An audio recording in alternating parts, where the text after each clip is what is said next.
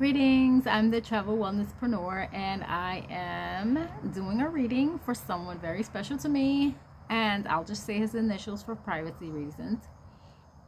I normally would give the first name, but if someone's name is very unique, I will not use their name. I'll use the initials. EM is the person I'm doing a reading for today, and we spent a lot of time on the phone today, and I was pulling cards while he was on the phone. So I'll go ahead and read these cards, and I'll show you the cards. And I wrote down things that I wanted to say that are important so I don't forget. But this one right here is a card that says allow love. Allow love. And what I noticed from this card is that, do you see the heart is in the angel's hands as if they are ready to drop it? They are ready to drop love in to your life. But if you are resistant or not ready, or you're distracted, you will not be able to receive the love that they are ready to put in your life. The wing is very dynamic. The wing is showing you that it's an active participation by your guardian angels, your guides, your spirit guides, your ancestors. They are ready to help you, and you just have to call on them. But also, you just have to allow love in. You have to be ready. You cannot be distracted. They're looking down again, and they're waiting for you to allow love in before they drop the love on you. You do deserve the love, but the first thing is that you have to know that you deserve the love. You have to also be ready to deserve the love. And so those are your challenges right now, is be ready. Love yourself first. And if you don't know how to love yourself, tap into energies that will help you with that. What comes to mind is binaural beats for loving and healing a broken heart. If you go on to YouTube, you'll see that there's binaural beats for healing a broken heart. Listen to those tones to help you heal. And while I was pulling that card, this one also popped out. It says show appreciation, and you notice that this angel is with a tiger, and she's brought the tiger to an oasis, right? She's bringing him for that life, the water of life. You have to show your appreciation for where people have brought you, whether it's people that are bringing you positive information to your life to get you to get to the next level, as well as those people who may not have had their best intentions for you, but you take that, what they've given you, put it in its compartmentalized place, and use it to your benefit. So basically, you show your appreciation to both the good and the bad in your life, or the negative or not so positive things in your life, positive things or not so positive things in your life. The mirror that people are showing you, the mirror of your life, can propel you to be the best version of yourself. Or they can continue to drag you through the mud. And in that mud, there is no water of life. There is no life in that. Well, there is life in mud, but it's a harder way to get. It's hard to extract water from mud versus the oasis. That's easy road. The easy road is for you to love yourself, appreciate those in your life for showing you the lessons that you needed to learn. Grab those lessons and move on. If you take the lessons and move on, you will allow pure love to come in. You will allow divine love to come in. You will allow pure love to come in. Give credit to those people for what they have brought you to, and move on. Drink from the oasis of life. It's definitely there for you, and the angels and ancestors want you to have that.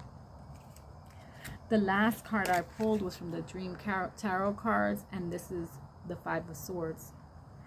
And with this card, what I noticed is that the 5 is change. He's picked out that sword that broke the bondage. You see these gloves? They're free. The ties are off. It's your bondage. You can remove yourself from that situation with great confidence. You can cut through the crap, carve out time for you, for change. You're doing it now without conviction. With conviction, rather. You can do this now with conviction. You can do it with confidence and with authority. Look at that person's face. They are confident. And this is the encouragement, is for you to move with confidence that you got this. There are symbols on his hand, and I'm just going to mention a few things about those. The Magician is Mercury, which is the first symbol on his hands. I'll send you a picture of these, but I won't go through that every single time. But the Magician is ruled, or it works well with Mercury, which is the planet of communication, and currently we are in retrograde, so communication is tough. But one thing that happens in Mercury's season is that old flings, old boyfriends, girlfriends, you know, people from your past will try to come back in and communicate, but it's under false pretenses. They're not meaning well for you, and they kind of get you off and get you distracted. The next thing is the Empress card. The Five of Swords is the Empress card represents, and she is the type of person that cuts you off. That's it. You don't like what she doesn't like what you say, she cuts you off. There's no critical thinking. She's done. The next one is the Tower card, which means change, and is ruled by Mars. The next one is the Wheel of Fortune, or the wheel, and the wheel represents is a representation of the planet Jupiter, and Jupiter has been in retrograde and is about to go direct soon. And if you don't know what those things mean, just let me know and we'll go over it at some other time. So they're going direct. The next symbol was the world symbol, means that there is change and the world is in your hand. You can definitely create and manifest things as long as you follow the advice of the ancestors. Right now, Saturn is the world card, is represented by Saturn, and it is also going direct after 9 months. So making a change now is so powerful and empowering, because if you can do it now through Mercury, through all the communication barriers, through all of that, if you can do this now within the next month, you would have the world, what you're looking for, right in your hand. Neptune is another planet that I believe is in retrograde now, going direct within the month of October. And it is also like the Fool, or the youngest premature person in the Spirit card, in the Spirit in the tarot decks. But the Fool is ready to learn new lessons. So if you break the things now, cut stuff out of your life you don't need, you'll be as immature and ready and as a student is the first day in kindergarten. They're so excited, not all kids, but most kids are excited about the new journey. So that's how you'll be. And you will be better off to be around people that hold no judgment. The biggest judge that means more than anything else is how you judge yourself. So learn this journey, like get on this journey to get yourself back on track. So then I decided just now to pull another card, and the card that came out was Gratitude. And Gratitude is the number 4 card, and the 4 is the pillars, kind of like the pillars on a building or a tower. You have 4 pillars that hold you up. The thing that's going to hold you up the most is gratitude. So what came to me was right away, it says start a gratitude journal.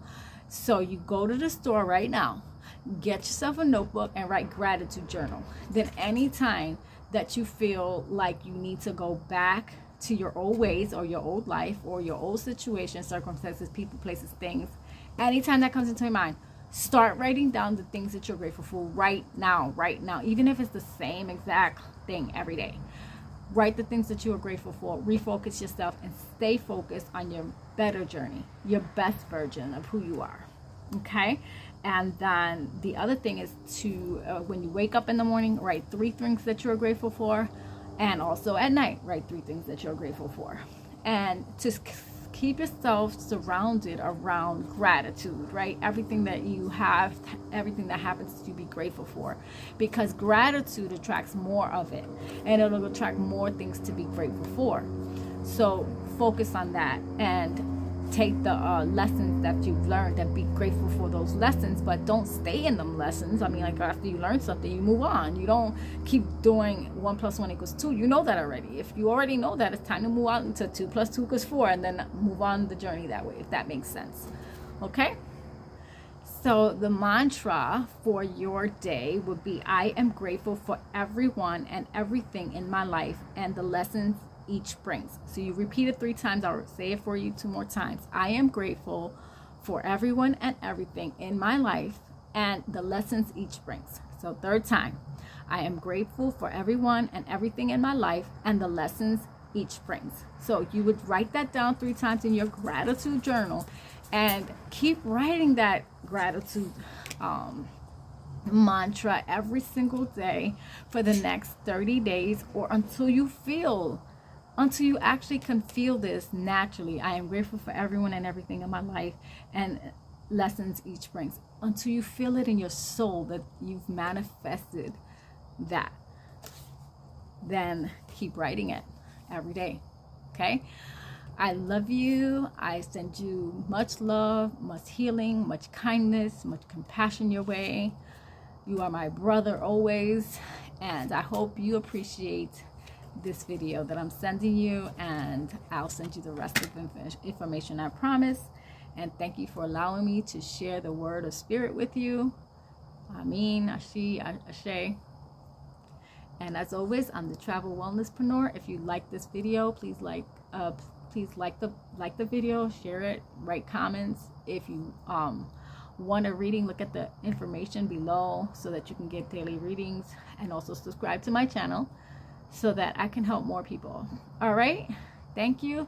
Jacqueline Bonsalakis, the Travel Wellnesspreneur. Peace.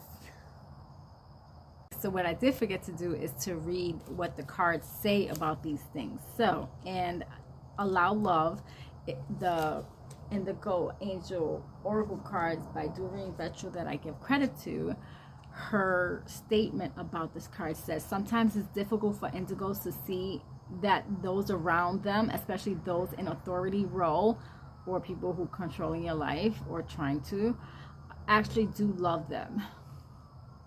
When rules are imposed upon them, when they face disciplinary actions, and when the ones close to them get upset, they often feel rejected. It is your role as an indigo to question rules and to ask why. When situations seem unfair, this will never change. This card invites you to see that although some things feel unjust, people are only lovingly looking out for your best interests. In order for you to live and succeed in society, certain rules must always be followed. When people in your life correct your behavior, sometimes it's because they love you and want what's best for you. If you sit and meditate, you'll know whether this is true for your present situation. Your role in this world will be shown to you clearly.